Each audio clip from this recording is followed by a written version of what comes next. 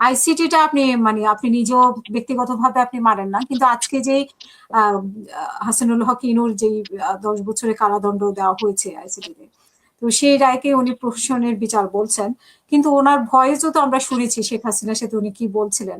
তো সেগুলো আসলে কতটুকু প্রমাণ সাপেক্ষ, মানে কতটুকু আসলে প্রমাণ কোনো হিসেবে? প্রমাণ নাই, কোনো প্রমাণ নাই, আই টেল ইউ। বিকজ আমার সাথে ওনার ডিফেন্স লয়ারের সাথে কথা হয়েছে, এত অনেক পেজ এভিডেন্স আছে, অনেকগুলি বই ওরা তৈরি করেছে। উনি বললেন তো 7-8টা নাকি কয়টা বই আছে, ওই যে ওরকম মোটা মোটা এভিডেন্স সব মিলিয়ে বললেন কি কোন ধরনের এটা প্রমাণ হচ্ছে না, হয় নাই। এই জন্যেই তো 10 বছর দিয়েছে, নইলে তো বলতো ফাঁসি, না হলে বলতো ফাঁসি। ওইটা তো দিতে পারছে না, because there is no evidence against him. গায়ের জোরে দেবেন, আমি যদিও দেখি নাই, বাট আমাকে ওনার ডিফেন্স লয়ার যা বলেছে ওইটাকে বেশ করে আমি বলছি। বিকজ আইসিটি 2009-এও বোগাস ছিল, আইসিটি 2024-এর পরেও বোগাস।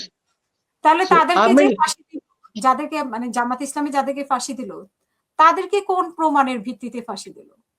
কোনো প্রমাণ নাই। এই জন্যই তো যখন অ্যাপেলেট কোর্টে গেল, সুপ্রিম কোর্টে, তখন বারবার ওয়াহাব মিয়া ডিসেন্টিং জাজমেন্ট দিয়েছেন, একুইটাল দিয়েছেন।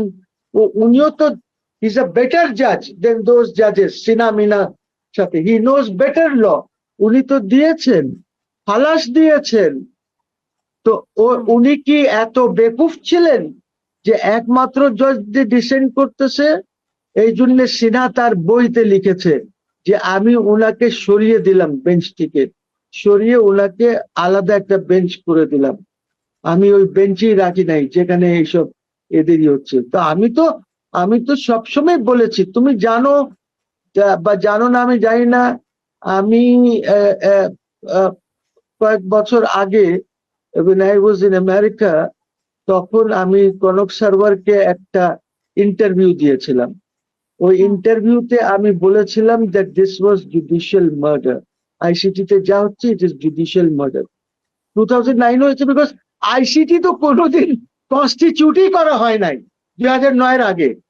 জামাতের নেতাদেরকে ঝুলানের আগে, অ্যাকচুয়ালি তোমাকে সত্যি কথা বলি, জামাতের এই নেতা সালাউদ্দিন কাদের চৌধুরী, দে আর অ্যাকচুয়াল শহীদ।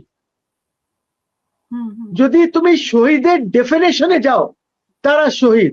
আর বাকি যেগুলিকে আমরা শহীদ মহিদ বলি, এগুলি তো শহীদ না।